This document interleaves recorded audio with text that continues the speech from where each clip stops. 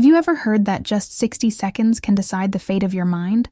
60 seconds. The time it takes for a sigh, a sip of water, a fleeting thought. But what if I told you that in that short span, there is a hidden exercise, a trick that many call forbidden, capable of reactivating forgotten memories? Before you dismiss it, pay attention. Neurologists have known about this practice for years, yet they avoid speaking about it openly. Why? Because what can restore precious memories can also unlock doors that should remain sealed. If you are over 60, this truth will strike directly at you, and you must decide whether you are prepared to hear it until the end. But before revealing the secret, make a pact with me. Like this video, subscribe now, and comment, "I want the truth," because only those who endure until the final minute will understand the hidden risk behind a single minute of movement. Picture this. You wake up in the morning, walk to the mirror, and realize that name, that detail, that childhood memory has simply vanished. The sensation is one of loss, of emptiness, as if a fragment of what makes you human has been torn away. Forgetfulness is not just a sign of time, it is a shadow silently corroding within. And then the promise appears. An exercise lasting just 60 seconds can change everything. Sounds like a miracle, doesn't it? But what seems miraculous often hides the highest cost. This exercise, described in internal neurological clinic reports, involves specific movements that activate deep zones of the brain linked to short-term memory. A quick sequence, repeated daily, as if it were a key unlocking a hidden door. Men have reported that, after just a few days, they remembered dates, faces, and words they believed were lost. It is as though a curtain had been pulled back and light flooded forgotten corners of the mind. Yet there are other accounts, never published in mainstream science. Patients who insisted on the same exercise began experiencing deeper lapses, disturbing dreams, and sudden moments of disorientation. A rapid gain, yes, but with an unexpected cost. What makes this more unsettling is that neurologists acknowledge its effectiveness, but prefer to treat it as a clinical secret, reserved for closed experiments. And there is a reason. Early studies showed that the exercise doesn't just reignite memory, but can also unearth dormant trauma. Memories the brain buried for self-protection. Imagine, for a moment, retrieving not only the name of your first love, but also the sensation of a devastating loss you had forced yourself to forget.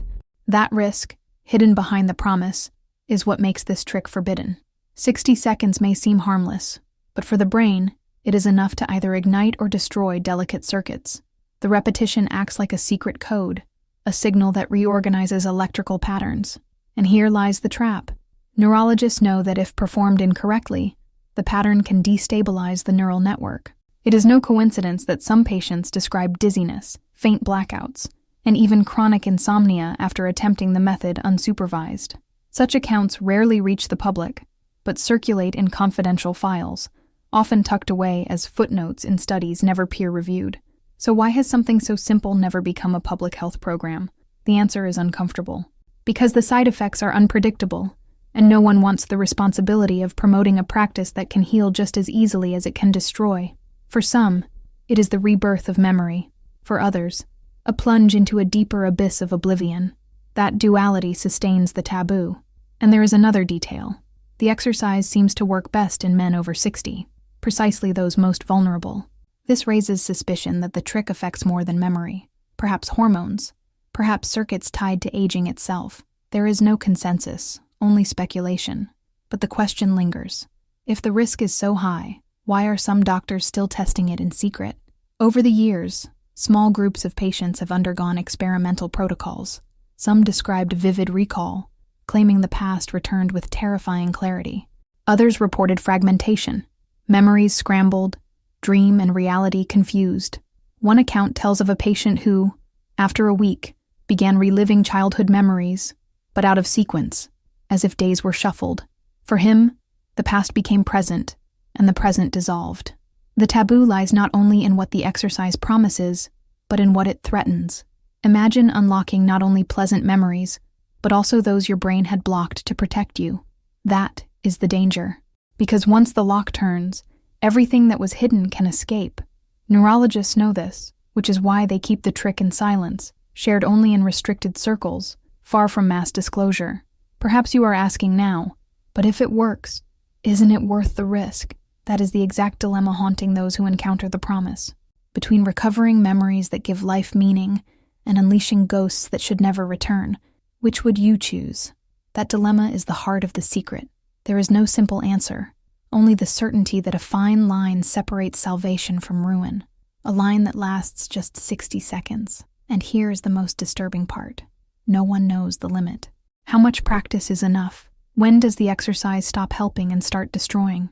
That frontier is murky, and contradictory reports make the truth even darker. Some say days, others weeks, but all agree, once the point is crossed, there is no turning back. And maybe, as you hear this, you already wonder if it is worth attempting. But what I am about to tell you next may be even more disturbing, because what you have heard so far is only the surface of what lies hidden.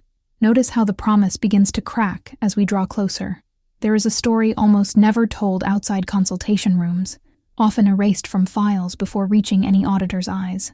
It circulates in unsigned copies, printed on cheap paper, sections crossed out in red ink. The first time I saw it, the document was folded in 4, with a single word scrawled across the cover: protocol. Nothing else. No author.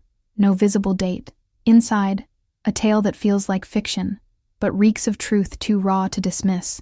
A 68-year-old man, retired, widowed, was guided indirectly toward the 60-second exercise, not through a prescription, but a hint, a whisper left, as if someone wanted the secret to leak. What happened to him is not something you find in motivational videos. His case described nights shattered by insomnia, memories returning with cruel clarity, and a chilling detail. All memories came back, yes, but scrambled, as though his life had been reshuffled and days swapped each time he closed his eyes. On the first day, the exercise sparked recognition. He identified his mother's handwriting on an old card. On the second, he recalled the exact sequence of steps in his childhood home, even the unique creak of the 4th stair. So far, it seemed like a domestic miracle. Yet by the 7th day, cracks appeared. He woke convinced it was Sunday, though the street screamed Thursday. He dressed for a meeting that had occurred decades earlier. Coffee burned on the stove as the kitchen clock ticked to a time that did not exist. The boundary between memory and imagination was dissolving, not by whimsy, but by some mechanical force shoving old recollections into the present under lights they could not withstand. The report, or what remained of it, spoke of limbic circuit hyperexcitation and mnemonic trace fragmentation, clinical jargon hiding a simpler truth. The exercise had reactivated too much. He swore he heard noises that no longer existed, smelled demolished places, heard voices of the long gone. The 60-second sessions had become a portal he could no longer close. A footnote, nearly illegible, offered a clue. Risk proportional to accumulated stress and sleep deprivation in males over 60. Translation: those who seek recovery most urgently may pay the steepest price. Perhaps you think it was an isolated case, but then came a parallel annex. Observations from an unnamed clinic, written not by a doctor, but a lab technician, watching from behind the glass. He described a cold night, an empty room, a 67-year-old man seated in a stiff chair. The exercise lasted 60 seconds. At the end, the patient smiled. I remembered my geography teacher's name. The technician smiled back. Session over. But leaving the building, the man froze at the curb, hesitating before the void, as though the street itself had vanished. He did not cross because, for an instant, he had forgotten the sensation of crossing, not the word, the act. A silence not of pause, but of rupture in the fabric of reality. The technician wrote. He recovered quickly, walked on, everything normal. But the next line, scrawled heavily, weighed more. Something was left behind. These notes repeated a theory no one dares to publish. The exercise does not create memory. It shifts weight. It steals energy from the present to light the past. Like an old house where you switch on the basement and, unknowingly, the living room goes dark. For 60 seconds, the wiring holds. But leave the basement light on too long, and someone upstairs stumbles in darkness. That is why some men reported crystalline focus immediately after practice, and, hours later, strange dispersal, fatigue, or emptiness where routine once lived. Not restoration, but displacement. Hope mingles with fear. Yes, there are beautiful accounts. a grandfather remembering his grandson's birthday without notes, a retired professor reciting lost verses, a violinist playing by ear a piece long forgotten. Yet beauty is often followed by shadow. The violinist mixing up days, the professor grading imaginary notebooks, the grandfather swearing his childhood home still stood at the end of the street. The gains exist, but always with a warning. The brain will not accept tricks without demanding a price. And notice, I have never described the exercise step by step. That is no oversight. It is protection. This is no simple stretch or stress ball squeeze. It is a pattern entangling breath, gaze, and ocular movements. A single slip may corrupt the effect. That is why, behind closed doors, experts insist on supervision. Still, many ignore the warning. The promise of remembering is too powerful. And here lies the true danger. Every brain has a secret limit, an invisible ceiling. Crossing it, out of pride or impatience, usually brings exactly what one hoped to avoid. Internal reports repeat one warning: stop at the first sign of confusion. But few recognize it in time. Confusion often disguises itself as enthusiasm. Some call it too much light. Everything sharper, faster, easier. It is within that false brightness that many lose themselves. The man in the first report swore he was better than ever, the day before his collapse. That was the day he decided to add extra cycles.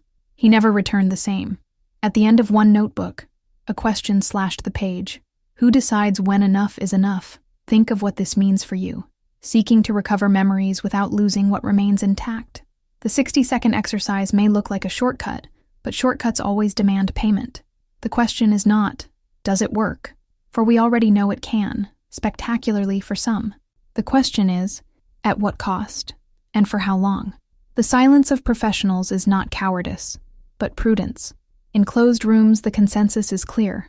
A thin line exists, and crossing it depends on factors you cannot control alone. And if all this seems exaggerated, wait until you hear what they hide about that secret limit, because there is a dark calculation behind that one repeated minute, and it is nowhere in any optimistic description. What I will reveal next is not a technicality but the missing piece, why some return carrying memories, and others return carrying shadows, and this is still not the worst problem. The closer we get to the heart of this method, the more the ground tilts beneath us. What once seemed a promise is now tension, and what once seemed harmless reveals itself as an exchange mechanism. It is not about remembering, it is about trading, and trades demand payment. Some call it cognitive tax, a toll the brain demands each time you try to light up what it had allowed to fade. This bill never comes on paper. It arrives in sleepless nights, in slips of focus, in fragile cracks in your everyday. You feel the gain, but slowly, the edges fray. The redacted reports and unsigned notes are not conspiracy, but consequence. When memories flare with clarity, there is euphoria. The clarity feels like a beacon, but that same brightness sears the retina of thought. Stare long enough, and you see spots when you blink. So it is with memory. After brilliance comes residual shadow. Those few who spoke openly described a pattern, bursts of improvement followed by eerie silence, a sense that something was lost in exchange. The word scribbled over and over in margins. Substitution. Even the successes carried cracks. A man recalled names of old colleagues but now misplaced his own house keys. Another recited poetry, but froze at simple forms. A third's wife swore he seemed more present, yet far more irritable. These are small fractures, easy to blame on fatigue or age, but patterns emerge. And when patterns emerge, silence deepens. Among these scattered notes, a phrase repeats like a shadow. Saturation point. Not a universal figure, not carved in stone, but a threshold. Saturation is when the exercise stops ordering and starts flooding. Until then, the river flows between banks. Beyond, it breaks. The cruel twist.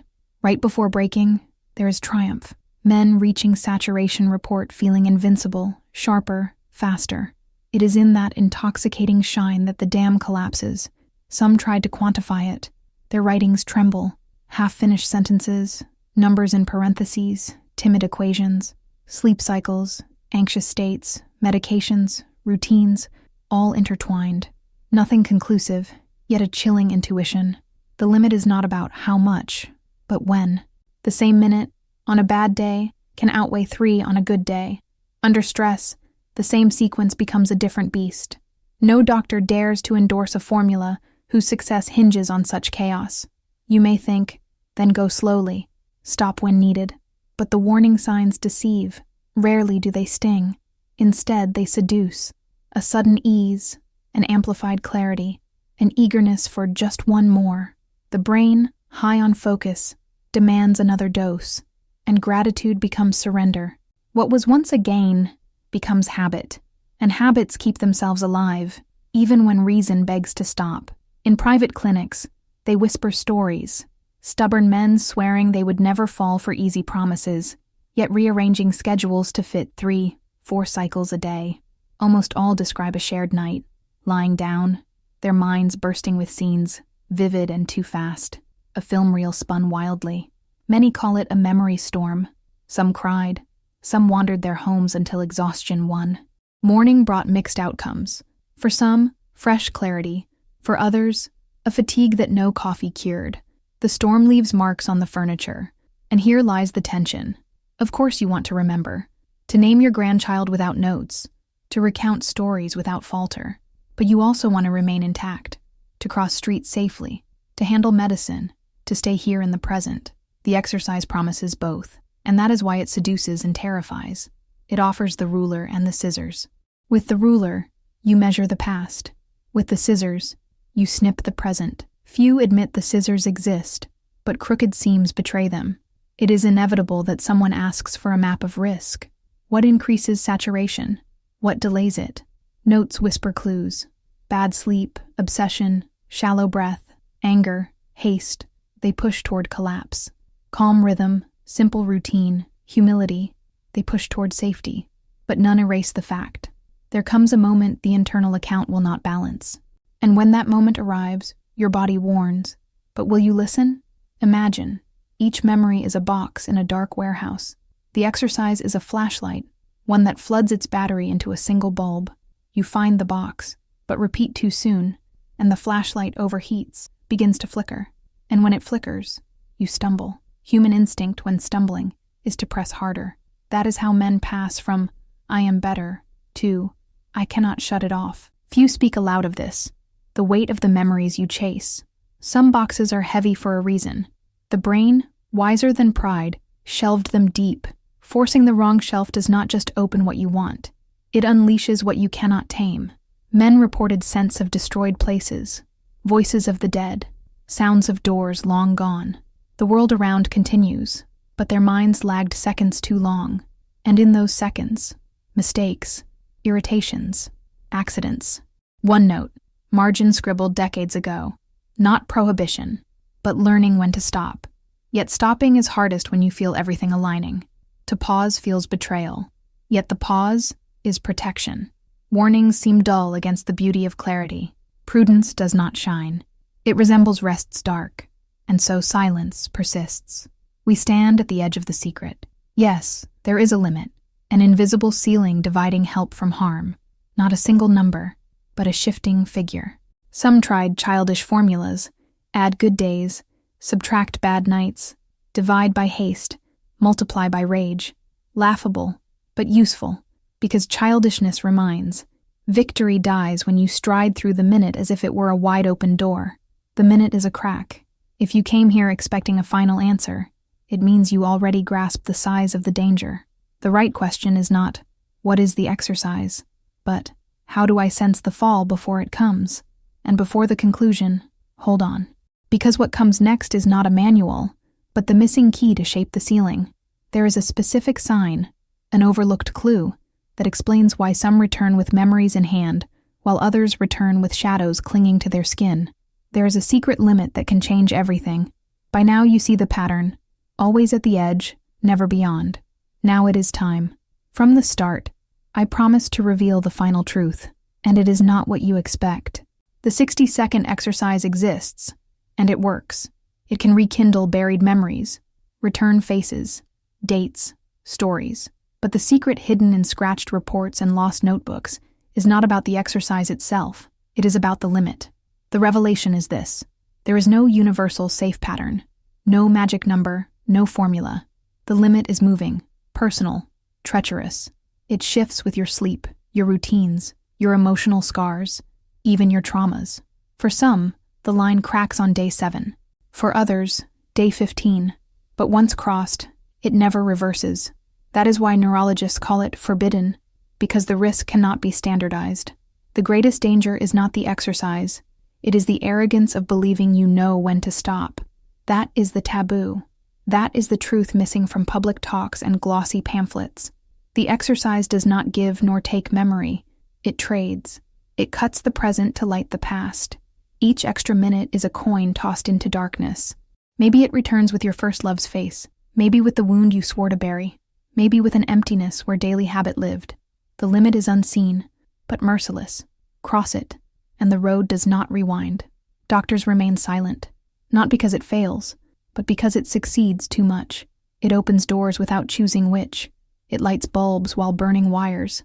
It gives memory, but charges presence. And the truth is, no one is exempt from the price. What you gain may not be what you can keep. So if you made it here, listen. The 60-second exercise is no medicine, no cure, no miracle. It is a fracture. Step through, and you may not return the same. Some stronger, some broken. That is why silence persists, why files are censored, why whispers carry the weight. To speak too much of it is to hand a loaded weapon to fragile hands. What you do with this now is yours. But remember, the promise never comes without payment. The minute that restores a name may erase a routine. The minute that brings a face may steal the present. The minute that lights can also consume. That is the final truth. The limit is not in the exercise, it is in you, and you do not know where it begins or when it ends. If this revelation shook you, prove you are not just a passive listener. Subscribe now and comment, "I will not cross the limit." That way I will know who truly grasped the gravity of what was revealed here. Because in the end, it is not about remembering, it is about choosing what you are willing to forget forever.